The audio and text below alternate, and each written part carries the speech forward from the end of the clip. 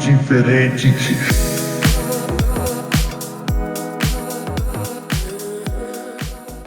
Olá, caríssimos, caríssimas, sejam muito bem-vindos, bem-vindas a esse podcast do Atitude Diferente, onde nós trazemos sempre aqui uma boa conversa com pessoas que são de atitude diferente. E hoje nós temos aqui a Jusceléner, nossa amiga Jusceléner. Seja bem-vinda, Jusceléner. Obrigada, Givanildo. Obrigada, Evandro. Obrigada, Galindo, pelo convite. Muito bom estar aqui com vocês, que são, tipo assim, os intelectuais de toda essa atitude diferente. Que eu sei que vocês, de fato, fazem essa atitude diferente acontecer. Obrigado, Ju. Falei que valia a pena trazer aqui. Olha aí. E estamos aqui com o Evandro, eu, Evandro e eu, apresentando esse podcast, nós dois. Para sempre, Tem que ser para sempre. Sempre, sempre, não tem como se separar mais. Depois de toda a caminhada junto. Amizade de infância. Não separar por quê? Estamos juntos aí, E o Galindo hoje, sabe, vocês se recordam dos episódios anteriores? Aquele nosso mecânico de avião, Hoje, por fim, seja bem-vindo, Galindo. Bom tê-lo aqui, meu amigo. Sem você, nada acontece, E hoje nós não temos aqui o nosso amigo Leandro, Que está em Ribas do Rio Pardo. Agorinha falei com ele, Tá vendo algumas questões urgentes. Mas o nosso abraço também, Leandro. E pessoal, com grande satisfação, já apresentada aqui a Jusceléner, vou pedir a ela licença para dizer um pouquinho sobre de onde eu conheci a Jusceléner, A Jusceléner é uma pessoa que veio somar conosco, aqui no escritório de advocacia. Eu trabalho na área da advocacia, para alguns sabem, tem essa informação, E a Jusceléner, formada em Direito, veio somar conosco justamente por sua competência, justamente porque é uma pessoa que engrandece o ambiente em que ela está, mas ela foi convidada a participar conosco hoje, porque justamente por esta garra, determinação que ela tem, ela colocou o nome como pré-candidata a vereadora da nossa capital, Então, muito bem, Jusceléner, Obrigada. Tá? E esse podcast hoje é para nós conhecermos, então, um pouco da história desta mulher batalhadora, Conhecer um pouco do que ela pensa, as opiniões dela a respeito das mais diversas situações aqui da nossa prefeitura, do nosso município, E entender um pouco o que ela tem aí em seu pensamento, em sua bagagem para oferecer para o nosso município de Campo Grande. Mas eu já quero aqui antecipar que é uma pessoa da mais alta qualidade. Tá, Obrigada. Então, e é por isso que você está aqui nesse podcast, porque nós temos a certeza que você é uma pessoa que, chegando lá como vereadora futuramente, hoje ainda pré-candidata, você vai atender aquilo que a nossa população espera de uma pessoa que luta pelos direitos, que luta pelas pessoas, sobretudo aquelas pessoas que mais precisam, tá? Então, seja muito bem-vinda. Suas palavras, você sabe disso, é conhecedor disso, Givanildo? Eu tenho por você uma extrema admiração e, tipo assim, não só como profissional, mas como pessoal, para todos vocês, ao grupo de vocês, e a você, Givanildo, aqui no escritório, não tenho o que dizer, Então, estamos aí. Vamos. Muito bem. Você quer começar perguntando? Quer que eu comece a entrevista? Não, fique à vontade. As perguntas minhas, hoje eu tô para perguntar. Então, por isso fica à vontade. Eu já fico com medo. Imagina. Ju, nós precisamos conhecer um pouco sobre você, né? Onde você nasceu, se veio de foi criada por mãe, pai, pelos avós. Quando que você nasceu? Não sei se você tem um pouco de receio de falar sobre o ano. Se tiver, não tem problema, né? Se não tiver, nos diga. De repente, o seu signo, né? Algumas pessoas curtem bastante a questão do signo. Então, a palavra está contigo, minha querida. Você é de Campo Grande mesmo, ou veio do interior? Ou de outro estado? Eu tenho minhas raízes no interior, né? Mas eu nasci aqui em Campo Grande. Eu sou de 74, né? A minha mãe veio da fazenda para cá, minha mãe casou-se naquela época lá que casava para sair da fazenda, né? Minha mãe casou-se com meu pai, veio para Campo Grande, meu pai militar à época, né?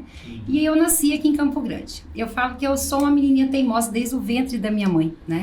Porque meu parto, assim, foi um parto, eu falo de uma honraria para eu ter vindo ao mundo, né? Minha mãe, ela me conta, né? Todos são conhecedores. Quando ela foi para a maternidade para eu nascer, ela foi a pé, né? Ela vinha se segurando até nos postes de luz. Então eu falo assim, toda essa minha história de luta, eu falo que pela força da mulher, para que as mulheres tenham força, tenham garra e lutem, vem desde quando eu saí lá do ventre, né? E aí eu nasci, foi assim, ela morava ali atrás, na Vila Alba, atrás do Hospital Militar, e ela veio, meu pai não a trouxe de carro, veio acompanhando ela a pé. E foi onde eu passei da hora de nascer, mas eu vim ao mundo, graças a Deus eu tô aqui, né? Uma geminiana. Desde o começo. Isso. Então eu acredito que daí hoje eu paro e penso e falo, onde que eu encontrei toda essa força para que as mulheres lutem, para que as mulheres encontrem espaço nessa sociedade tão machista que nós temos ainda hoje, né? E isso foi lá em 74, então eu acredito que vem de tudo isso daí. Você cresceu então ali na região da Vila Alba ou você mudou dali? Não, eu nasci em 74. Não, assim, a região, você... Não, sua mãe... Então, eu nasci em 74 aqui em Campo Grande, em 75, como vinha por todos esses problemas, a minha mãe voltou, né, para Guia Lopes, que eu sou de Guia Lopes. Minha mãe morava aqui à época, meu pai militar. Você cresceu em Guia Lopes? Isso. Aí minha mãe voltou para Guia Lopes, né, foi onde eu cresci, né, aí eu vi a separação do meu pai e da minha mãe, eu tinha 2 anos de idade, no momento que a guarda minha da minha irmã ficou com meus avós maternos, né, e eu fui criada pelo meu avô, minha avó e minha mãe. Tanto eu quanto a minha irmã, em Guia Lopes da Laguna e na fazenda. Ah, bacana. E veio para Campo Grande quando? Então, aí eu fiquei lá até meus 15 anos, sempre estudando, e naquela época, assim, tinha que vir para a capital para estudar, para terminar o 2º grau à época, e aí com uns 15 anos que eu vim para Campo Grande. Mas você veio por quê, assim, só por causa do estudo, porque assim, não, lá tem oportunidade melhor também de emprego? Não, porque na época, lá com 15 anos... Me apaixonei por um cara e vou embora daqui? Nós somos criadas assim, não sei se é por fato do interior, por fato, tipo assim, muito na fazenda, nós fomos criados eram muito inibidas, né? Não tinha... A gente não sabia, né, de fato, eu quero isso, eu quero aquilo. Não, você vai para Campo Grande porque você precisa estudar, eu tinha o sonho de fazer medicina, né? Então você precisa fazer um cursinho de inglês, estudar, fazer mais um cursinho de português, naquela época cobrava-se muita redação, cursinho de gramática, e aí foi onde eu vim para Campo Grande, para estudar, mas aí a questão da medicina não deu certo, né? Aí eu não fiz medicina, comecei medicina veterinária, né, em Marília, mas também não concluí, fiz uns 6 semestres, né? E voltei para cá porque a gente viajava muito, ficava muito na estrada, acaba fazendo Você fez 6 semestres de medicina veterinária? Perdão, 6 meses. 6 meses. semestre. Tá. Perdão. Muito, não, mas mesmo assim, 6 meses já tem uma introdução boa, né? Isso. Não, muito pouco, né, Giovanni? É um semestre. A medicina veterinária acho que são 10 semestres. São 10 semestres. 5 anos. Então, foi só o primeiro semestre, eu que troquei, mas foram 6 meses. Então, e aí como a gente ficava naquele grupo, vindo e voltando muito, rodovia, né, BR, minha mãe falou, não, então fica aqui, faz uma faculdade aqui, que você tá mais próximo, né? Aí eu fiquei em Campo Grande, aí eu comecei arquitetura e urbanismo, né? Fiz arquitetura e urbanismo 1 ano. Mas aí foi onde, como eu falo, tô falando assim, aí veio, de todas essas violências que eu já tinha sofrido, meu avô faleceu quando eu tinha 16 anos. E aí ficou só minha mãe e minha avó. Lá na cidade do interior, sem pouquíssimo conhecimento, minha avó semi-analfabeta, minha mãe até 5ª série, então sofreram todas as violências patrimoniais possíveis, né? E foi onde eu fiz arquitetura e onde eu não conseguia mais ficar em Campo Grande e dar continuidade. Por quê? Porque, tipo, nós capitalizamos muito. E aí eu voltei para Jardim, para Guia Lopes, né, no caso, que minha avó sempre morou em Guia Lopes, e fiquei lá. E aí eu acabei casando, né? Casei-me, aí eu tive minhas filhas, que eu tenho 2 filhas, né? Sim. Aí eu tive minhas filhas, nesse intermédio, depois que eu tive minhas filhas, eu voltei para Campo Grande. Eu vim morar para cá, aí eu já comecei a trabalhar. Trabalhei numa lotérica, né? Trabalhei também no supermercado, à época. Aí eu fiz o curso de técnico em laboratório, na UFMS, né? Aí, mas não me adaptei muito ao técnico de laboratório. Aí eu resolvi fazer técnico em radiologia. Tá. É isso aí que eu conheço, que eu sei que você trabalhou muito tempo, né? Sim. Aí eu fiz técnico em radiologia e voltei para Guia Lopes.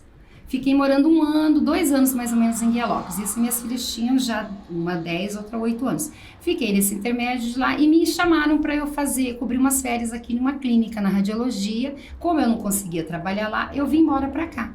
E foi onde eu comecei na radiologia, aí acabei separando, né, do pai das minhas filhas, ele acabou saindo de casa e eu fiquei só eu com as 2. E foi onde eu encontrei toda essa mais garra ainda para lutar, porque você se vê sozinha, com 2 filhas, numa capital. Eu tinha minha mãe, que me ajudava bastante, onde elas ficavam, né? Então eu não precisava me preocupar onde que elas estariam para eu conseguir trabalhar. Aí eu trabalhei numa clínica de radiologia, aí eu comecei a dar aula na Santa Casa, pela MASSE, né? No curso de técnico em radiologia. Estágio prático, né? Eu fui supervisora de estágio prático. E nesse intermédio de tempo foi passando o tempo e eu sempre muito preocupada com a educação das minhas filhas, né? Para que elas tivessem uma boa educação, uma boa base, porque eu acredito que é só a educação que transforma, né? E eu, nessa época, Nós acreditamos também nisso. Isso, então. Isso aí nós temos muito em comum. Aí, então, foi onde eu encontrei essa vontade de estar nessa luta. E eu nunca tirei nem férias do meu trabalho, porque eu sempre buscava o quê? A educação das minhas filhas, então eu vendia as férias e eu ia me dedicando. E foi louvável, porque aí eu consegui que uma delas entrasse na UFMS, né? Depois, logo mais, a outra na UEMS, hoje elas estão formadas. Então, cada uma seguindo seu foco, né? E essa é a minha história de vida. Aí, quando eu estava numa dessas clínicas, eu trabalhei 4 anos e meio, eu entrei, comecei a trabalhar, e eu me vi quase que obrigada a buscar direitos. Por quê? Porque quando você precisa muito, você está nessa situação de vulnerabilidade, você acaba aceitando trabalhar sem carteira assinada, ser colocado no mercado de trabalho meio que de qualquer forma, né? Eu falei, mas eu tenho que buscar meus direitos, já que eu não vou conseguir os direitos aqui, né? Aí eu falei, consegui lutar pelos direitos. Aí foi onde eu comecei direito, né? E trabalhei. Mas então, começar o curso de direito foi uma situação assim de eu preciso conhecer melhor os meus direitos? Ou você não estava encontrando campo na área da saúde? Não, eu tinha muito campo na área da saúde, mas eu me deparei com uma situação muito assim... De irregularidades trabalhistas? Isso, além da irregularidade trabalhista, Givanildo, algo assustador que me aconteceu, eu estava no corredor de um hospital, né, em Campo Grande, aí o próprio presidente do meu sindicato à época chegou me cobrando a minha carteira de trabalho, porque nós tínhamos contrato, né, de trabalho, e aquilo me assustou, me fez buscar conselho, me fez buscar outros advogados, né, para eu saber se de fato um presidente do sindicato poderia vir cobrar a mim, né, uma simples trabalhadora que eu deveria ser resguardada, né, pelas pessoas que cuidam daquilo ali, mas não, eu fui cobrada dessa maneira. Então aquilo me assustou. E foi nessa época que eu falei, não, eu vou fazer direito. E foi onde eu fui fazer direito. Aí eu nunca busquei, tipo, nada em relação a isso, eu sempre pensei muito em caminhar, né, para que aquela caminhada vá... A gente sempre tem que ter um foco. Eu acredito muito que o foco, a fé, né, você consegue realizar seus objetivos. Você é religiosa? Sou católica, né, sou da Legião de Maria. Já toquei muito na Legião de Maria. Então minha avó me convidava. Maria. A mudança de foco, às vezes, ela é necessária, né, Ju? Sim. Eu sou formado em filosofia, né, e estava lecionando naquela época ali, período de greve, anos de 2000, 2001, 2002. E aí eu estava saindo do Joaquim Murtinho quando uma mãe falou assim, esses professores vagabundos, não sei o quê. Aí eu parei assim e falei, opa, não, né? Professor pode ser qualquer coisa, menos vagabundo, né? Aí eu voltei e falei assim, eu sei que eu falei pra ela, mas eu falei mostrando o dedo assim, né? Falei assim, ó, a senhora, alguma coisa assim, né? Aí saiu no jornal Correio do Estado, mãe de aluno e professor discutem, e eu com aquele dedão pra cima assim, né? Mas assim, foi nessa oportunidade aí, que justamente nessa briga aí por alguns professores acomodados e outros ali na luta, foi que eu não podia ir para greve, eu fui assim mesmo. Aí eu fui mandado embora em novembro da minha vaga como professor, e aí eu comecei direito. Aí, tá né? vendo? Sempre... Então acho que assim, talvez assim, as mudanças, né, são muito importantes para a gente ir encontrando, né, os caminhos na vida. E mas por isso sempre que eu tendo falo que é educação por importante base, né? na política, tá vendo? Sim. Você viu? São pessoas como você que a importância também de estar frente à política, Givanildo. Como você, né, Ju? Estamos aí na luta. Muito bem. E você estudou onde? Fez curso de direito onde? Então, eu fiz na Uniderp, né? Uniderp, Isso, formei em 2017, né? De lá para cá eu comecei uma pós, mas eu não cheguei a concluir uma pós em Direito Civil, né? Certo. E aí, a partir de lá... E como que surge essa questão da política? Bom, eu sou suspeito aqui, porque, assim, se alguém me perguntasse quem é a pessoa que você conhece, assim, que gosta mais de falar de política, eu diria a Juscelender, né?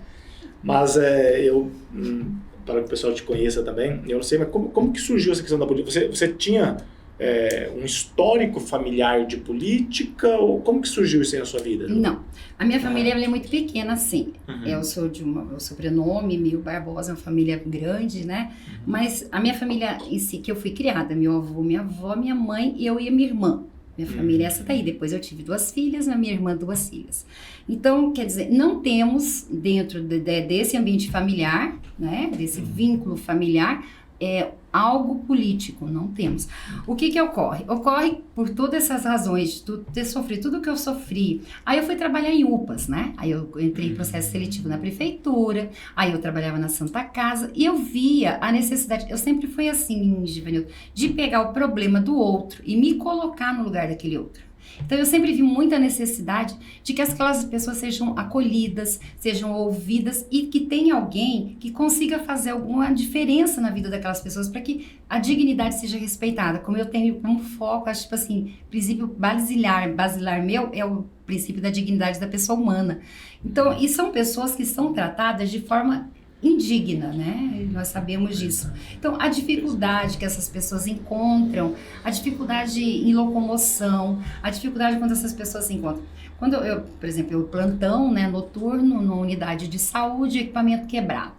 Então, para eu abrir uma porta de uma sala de raio-x lá no UPA do Universitário, e um paizinho tá ali com uma criança com um pezinho com uma torção, ou possivelmente uma fratura, olhar para mim e nós estamos com o equipamento quebrado, você vai ter que deslocar para uma outra unidade. Então, aquilo ali para mim era muito difícil, né? Ainda se eu estiver lá, eu não estou na área da saúde hoje, mas se eu estiver lá e eu ter que abrir a porta de uma sala, ou eu ter que te falar para um paciente desse que nós não temos ali naquela unidade aquele exame. Então, são essas coisas que me levaram para a política. Aí apareceu o golpe lá da época da Dilma, né? Aí eu comecei a gostar de política, a entender, buscar ler mais sobre política, né? Então, e aí a gente vem. Mas o foco que me levou para a política é essa área da saúde, em especial na assistência social. Porque eu falo sempre, inclusive, eu não sei se é uma demagogia, alguma coisa, porque a política, ela precisa ser totalmente eficiente para aquelas pessoas que mais precisam da política, que são as pessoas em situação de vulnerabilidade. Porque é ali que você vê, é onde faz falta mesmo, que essa política chegue, que essas políticas públicas aconteçam. Porque, igual eu falo, hoje nós temos políticas públicas de mídia social. Nós pintamos Outubro Rosa de rosa, é pink, é bonito, né? Eu adoro pink, né? Só que já falaram, minha filhinha também, a Gil. Não pega pink para sua campanha, já me falaram isso. Então, aí o que acontece? Você vê, lá em outubro, aquelas mulheres fizeram mamografia, por quê? Porque teve campanhas, várias carretas para fazer, todo mundo colocou o lenço. Nós estamos em maio, né?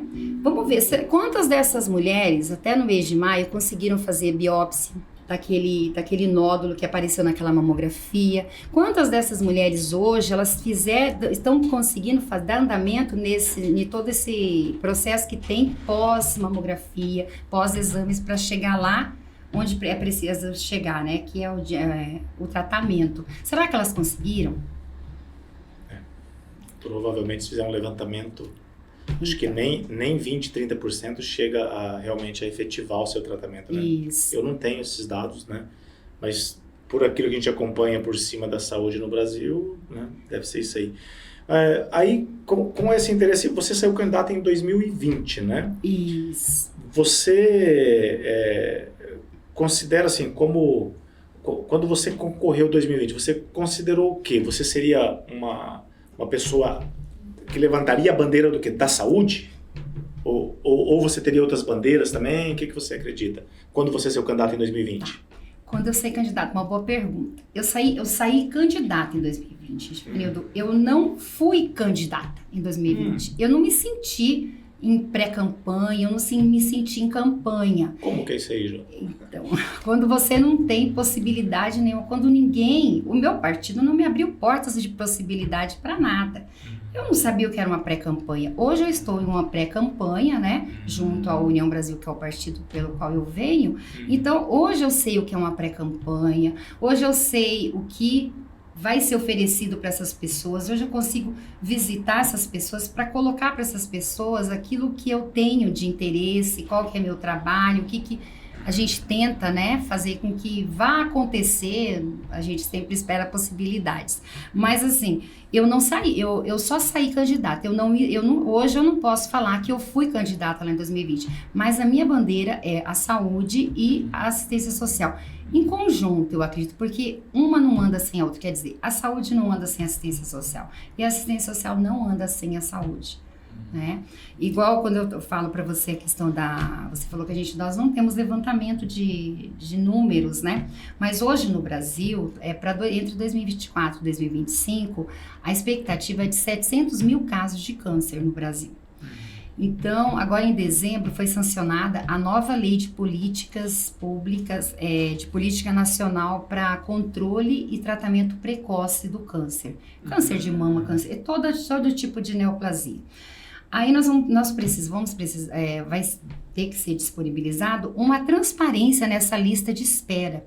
Aí você imagina, hoje nós temos o problema da saúde, que falta dipirona, falta amoxicilina, remédios básicos, né?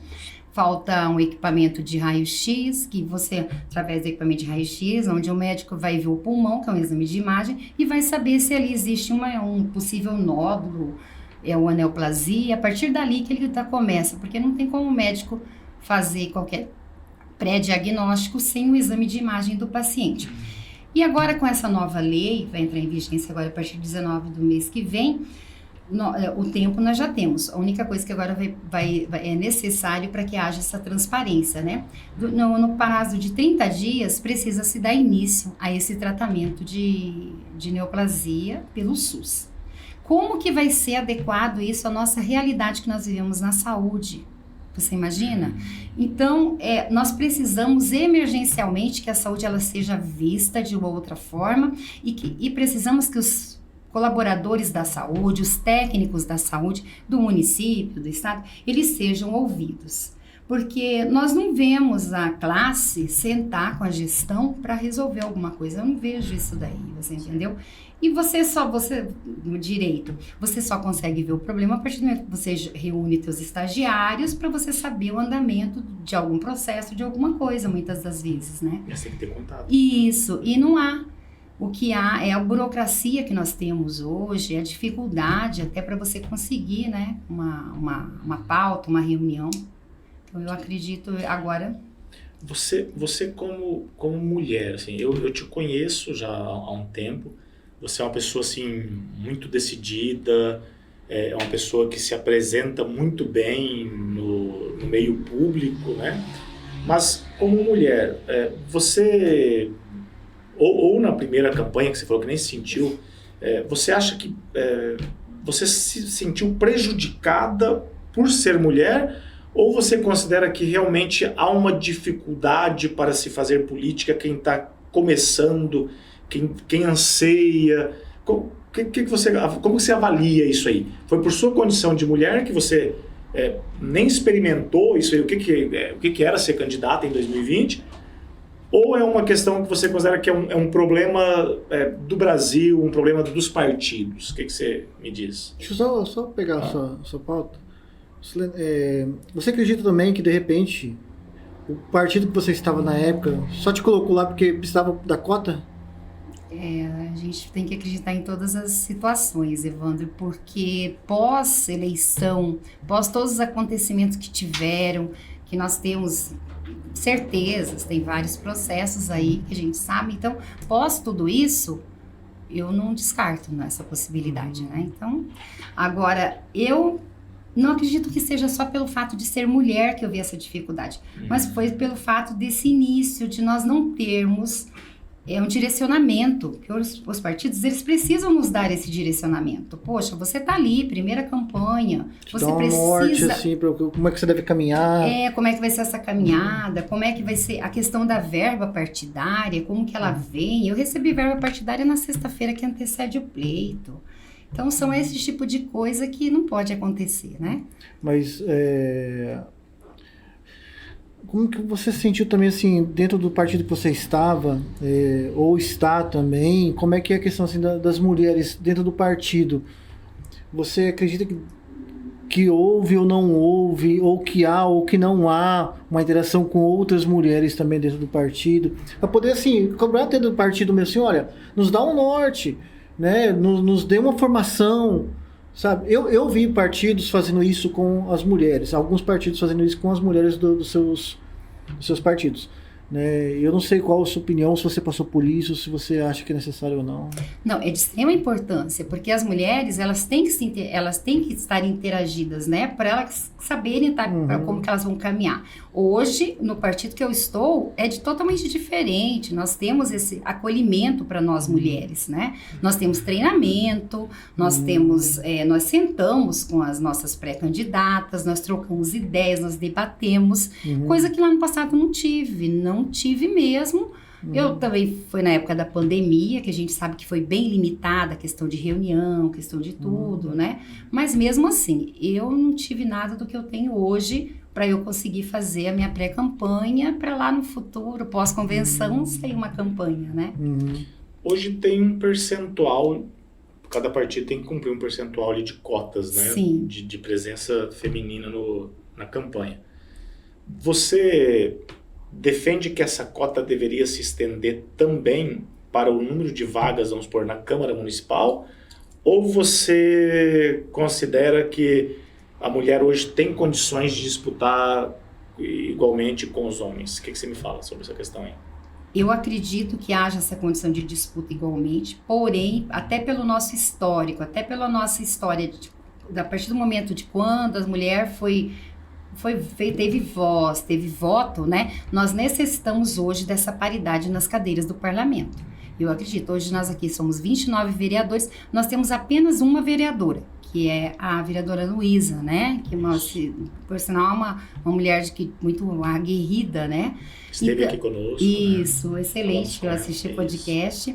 E outra coisa, então, no Brasil todo, para você ter uma ideia, nós temos 17% apenas das cadeiras ocupadas por mulheres.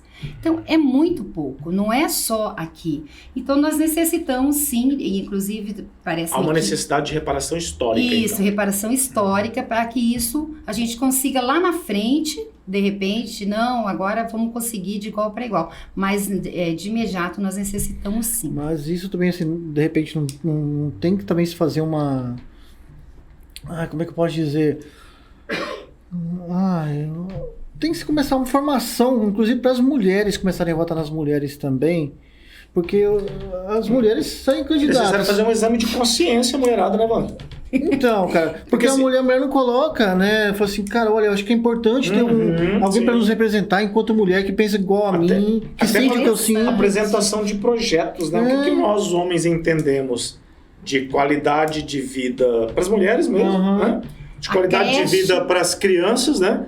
As mulheres, com toda a sua sensibilidade, com toda a sua experiência, contribuiria, penso eu. É claro que mais, assim, né? tem a questão assim, da mulher também ser capacitada para estar lá. Isso, interessante essa pergunta. Outro dia eu vi no rádio, um programa de rádio, né? Aí tinha mulheres, aí uma mulher mesmo falou, mas muitas mulheres dizem que não votam em mulheres porque as mulheres não têm capacidade. Mas espera lá, você deu oportunidade para essa mulher te mostrar capacidade? Porque nós só podemos falar que uma pessoa ela é incapaz depois que você testou e viu que de fato ela não tem, né? Então, isso daí tá estranho. Ocorre muito também a questão, hoje a gente vê, né? Muitas mulheres apoiam determinados homens, por quê? Porque elas estão ali empenhadas, trabalhando naquela campanha. Então, a gente vê muito isso também. Por isso, a necessidade da verba feminina e para que haja essa paridade até na distribuição dessas verbas, que a gente sabe que não ocorre, né? Então, que seja de fato cumprida, né, essa cota de gênero para as mulheres, de extrema importância, né? Até por questão dessa dívida histórica aí, até nós conseguimos fazer com que nós melhoramos muito. Ainda é uma questão assim, na verdade uma incógnita, né? Porque você passa pelas faculdades, né? Você passa aí, vamos supor, pelo CDB, você entra nas salas dos cursos aqui que comandam a nossa capital, 95% são mulheres que estão lá dentro, né? Você vai encontrar mulher mesmo na pedagogia, então, psicologia no máximo, assim. E aí depois você vai para a política, você só encontra homens ali nos cargos de chefia, né? Então me parece meio contraditório. Mas acho que essa contradição, né, ela se explica ainda por um contexto histórico, né? A mulher como aquela que resolve, que trabalha e que ninguém vê, mas que é aquela que está por trás sustentando a família. O trabalho invisível, O trabalho né? invisível. Porque né? lá na economia de casa, quem faz a economia da cozinha sempre é a mulher, né? Sim. O marido sai, busca seu sustento, tá aqui, e quem vai para o mercado, em 80% dos casos é a mulher que cuida daquela economia. Nós viemos também de uma economia. sociedade patriarcal, nós estamos numa sociedade patriarcal ainda. Né? E que a mulher é sempre vista como isso daí, Sim. entendeu? E assim, não pensam de repente numa mulher num cargo público. Isso, e como que nem eu estava te falando, já deram a oportunidade para essa mulher mostrar, né, que de fato ela vai fazer uma diferença. São raras as oportunidades que aparecem aí, e no campo político menor ainda, porque são sempre as mesmas, né? É o que a gente vê. Então, existe essa equivalência aí que está errada, né? Tipo assim, eu só voto em mulher quando eu vejo que ela tem capacidade. Mas vamos dar essa oportunidade para essa mulher mostrar capacidade, né? Por isso que a gente tenta. Você tem uma experiência também, assim, que a gente sabe, de trabalho no CRAS, né? O que você considera, assim, como pré-candidata? Qual que é a sua opinião? Tá bacana o atendimento? Tem muita coisa que precisaria mudar?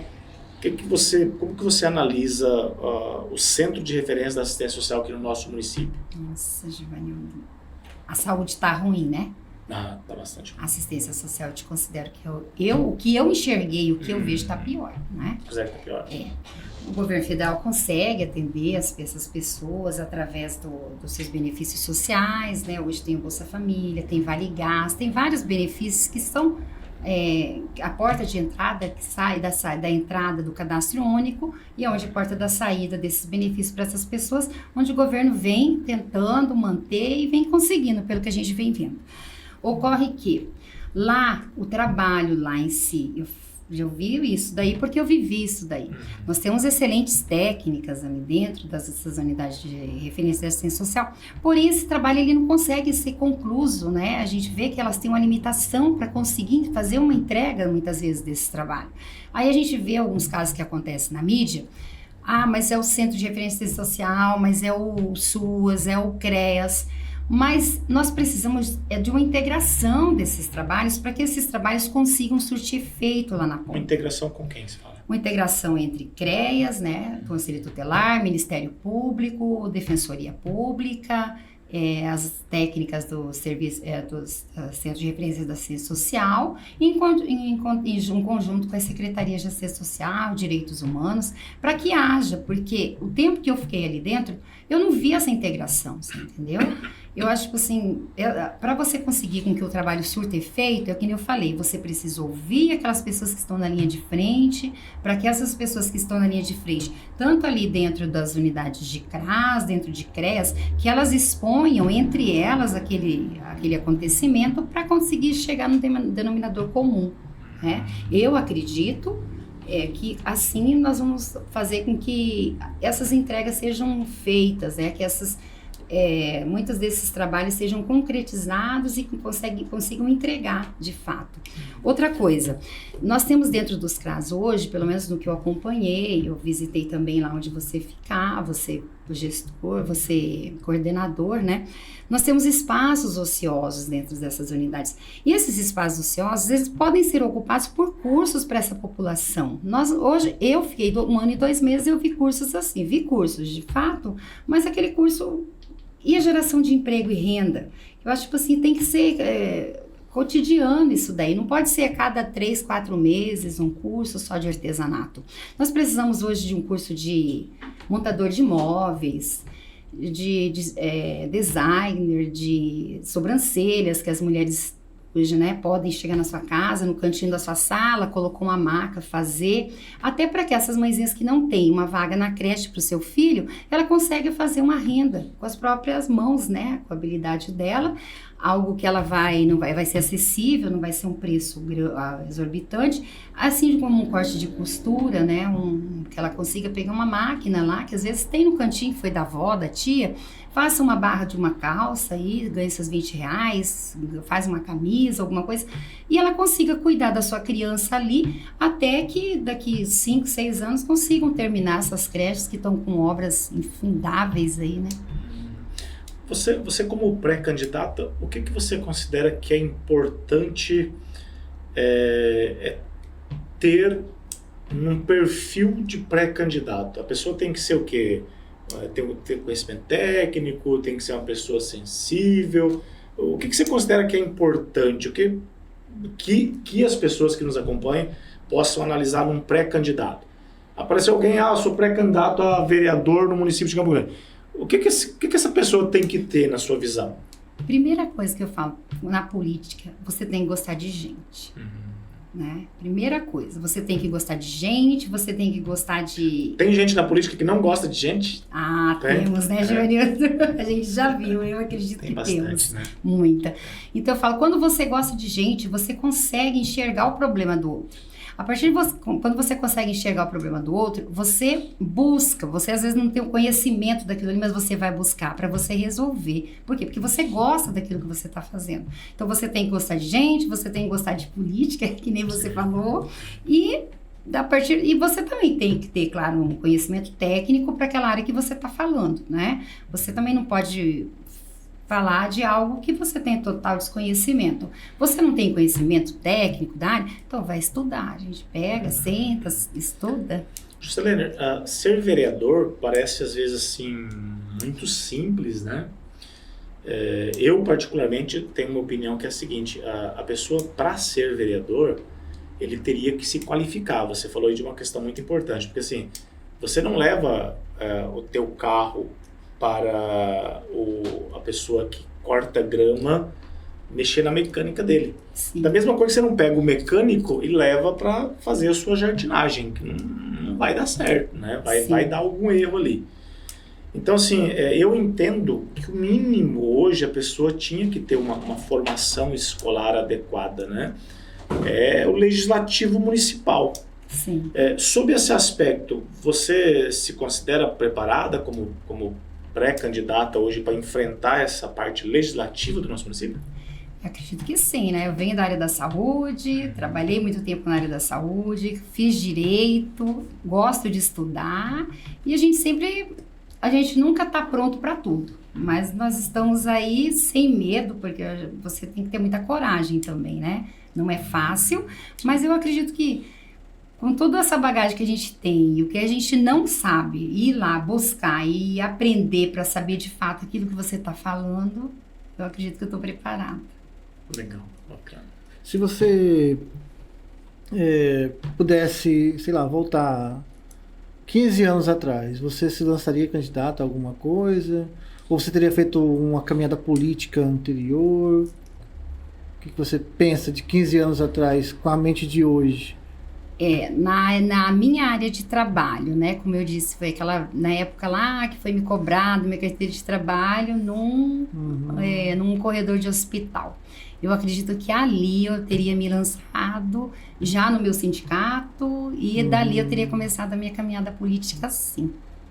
Porque assim, eu vejo algumas pessoas que começam uma caminhada pública, né? Não diretamente dentro da política, mas começa ali como um presidente de bairro, um presidente de sindicato, um presidente de grêmio estudantil, né? E ali vai se afeiçoando com a política. Sim. Mas isso assim, às vezes muita gente desde cedo, eu me interesso por política porque eu saía na rua pedindo aumento de salário para meu pai, para minha mãe, salário público, né? Sim. Coisa desse tipo, né?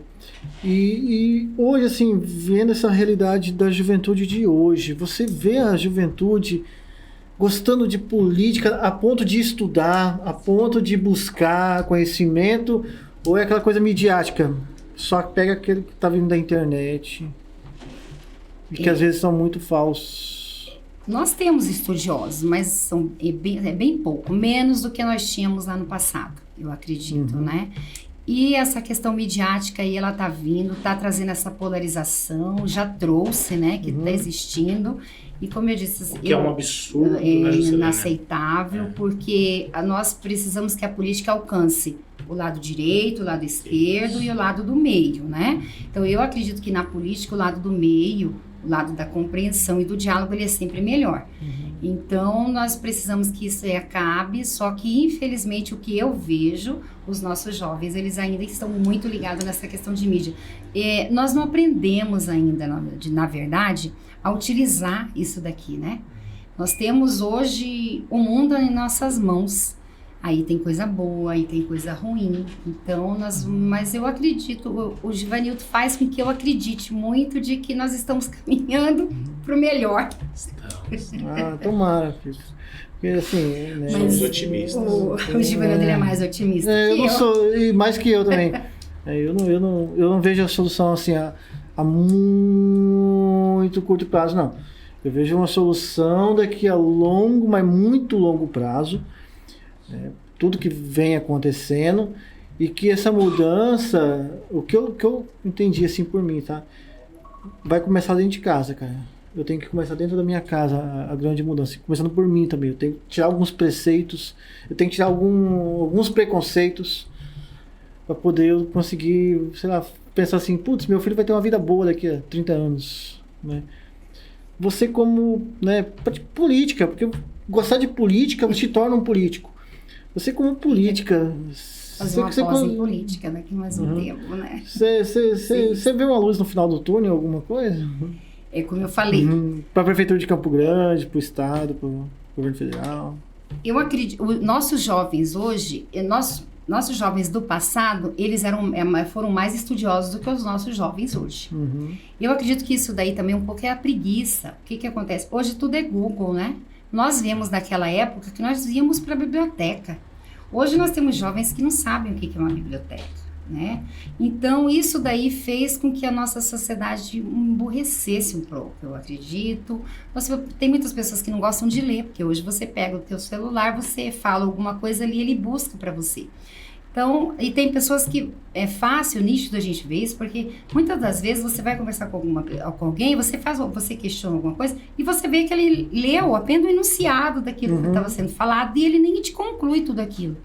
Então, essa luz no fundo, lá no final do túnel, ela está bem longe de nós, ela está quase que apagadinha. Mas a gente, como o Givanildo sempre me faz acreditar, a gente acredita, a gente é confiante de que as coisas melhorem, porque agora, como essa polarização, eu acredito que ela está diminuindo, né? Eu também tenho percebido.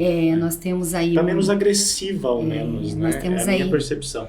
O Temos momentos judiciário difíceis também. aí que você não podia nem falar o que pensava que já tinha, né? Às vezes a gente falava, mas está muito judicializada a política, mas foi necessária muita judicialização por razão desses extremos, né, que ocorreram aí. Então eu acredito que é tal da... A lei, ela é dura, mas ela é a lei, então ela precisa ser cumprida.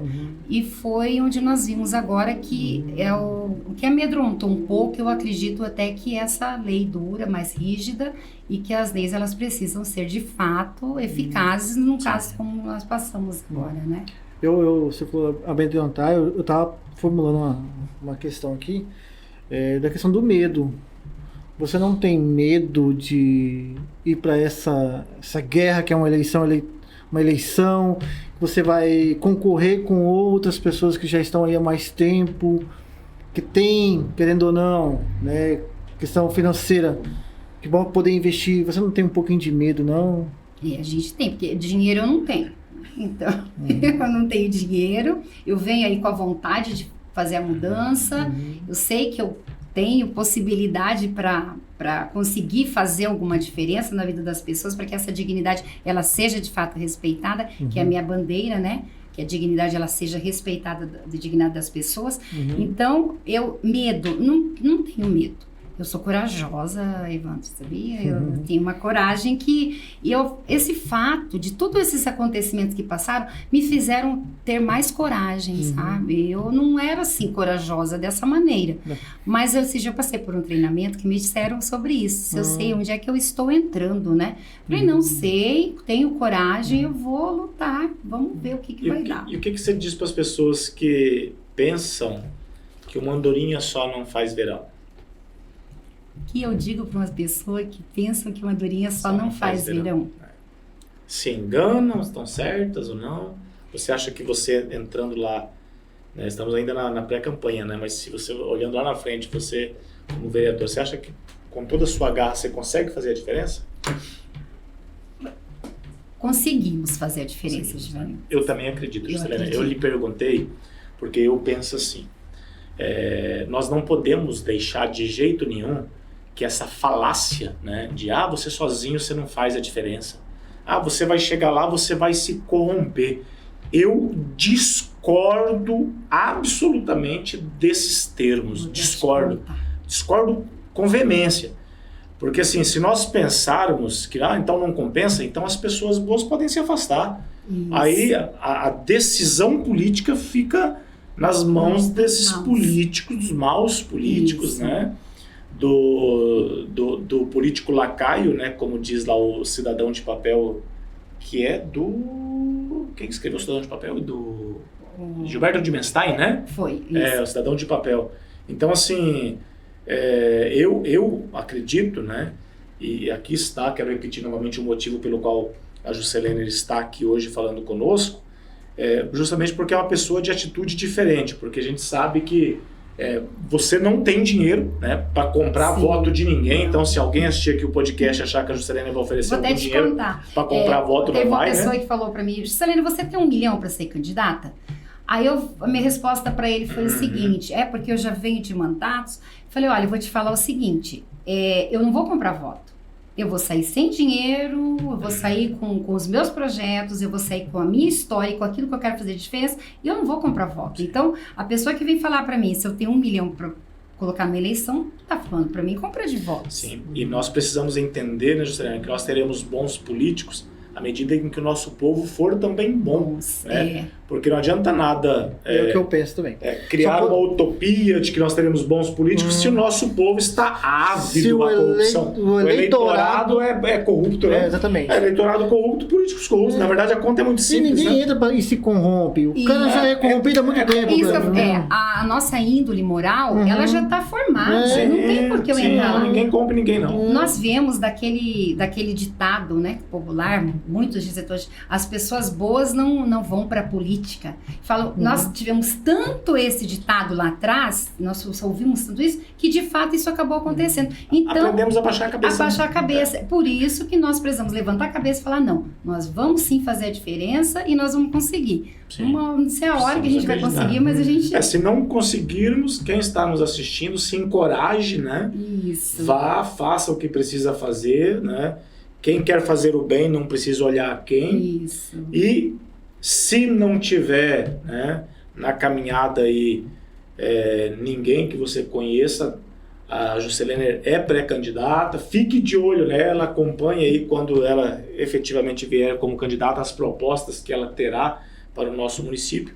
É uma pessoa que nós do podcast Tudo Diferente acreditamos, né, confiamos na competência, na capacidade dela como pré-candidata a vereadora. Obrigada, e mais uma vez as palavras minhas são recíprocas. Conheço o Obrigado. Givanildo, queremos o Givanildo na política, na caminhada política também, né? Nós Porque estamos caminhando são também na são pessoas como vocês, né? Como o Givanildo, que precisam estar lá, né? Nós precisamos estar nesses locais de decisão, onde essas políticas públicas elas são decididas, para onde ela vai, para saber onde vão essas emendas e para fazer com que o CRAS funcione, para fazer com que essas coisas cheguem até lá na ponta, para fazer com que essas unidades de saúde funcionem, com aquele pai, aquela mãe que chega na unidade de saúde de madrugada com seu filhinho, após um dia de trabalho, seja atendido, consiga fazer seus exames, consiga sair dali com medicamento e ir para sua casa descansar umas 3 horas para voltar para o batente, que vai ser difícil novamente o dia dele, né? Exatamente. Muito bem, Ju. Da minha parte, Evandro, estou muito feliz, né, por ter recebido a Juscelene aqui. Não tenho mais nenhuma pergunta. Se você tiver alguma outra pergunta, a palavra tá Não, contigo, só mais né? coisas aleatórias mesmo, né? Você ainda continua fazendo ponto cruz ainda? Ah, é verdade, né, Não sabia, não. Leandro? Faz ponto cruz, né? Não sabia, não? Lembra? Nós levamos lá pro projeto, nós queríamos dar aula de ponto cruz lá no projeto. Ah, verdade. E outra, parabenizando verdade. vocês pelo projeto, tá? Porque esse projeto de vocês, ele é magnífico, ele é gigante, né? Ele só precisa ser reconhecido pelo nosso poder público, porque o terceiro setor, que é onde o projeto de vocês se encontra, ele precisa ser abraçado pelo setor público para que as coisas cheguem de fato, né? Porque se o setor público está falhando, então o terceiro setor precisa ser amparado pelo município para que consiga fazer. O trabalho de vocês é lindo, são cursos, são capacitações para as crianças, para os jovens. Imagina a quantidade de jovens que vocês tiram, né? Da rua, do tempo ocioso, com escolinha de música, com escolinha de futebol, capoeira, essas tarefas escolar que de ter extrema importância, né? Então vocês tentam de parabéns pela atitude diferente de fato que vocês conseguem realizar e chegar até a casa dessas pessoas, tá? Muito bem, Ju. Pessoal, um abraço do podcast Atitude Diferente e curta, compartilhe, comente e fique de olho na Juscelene Barbosa, né? Isso. Um grande abraço a todos. Obrigada. Atitude diferente. Diferente.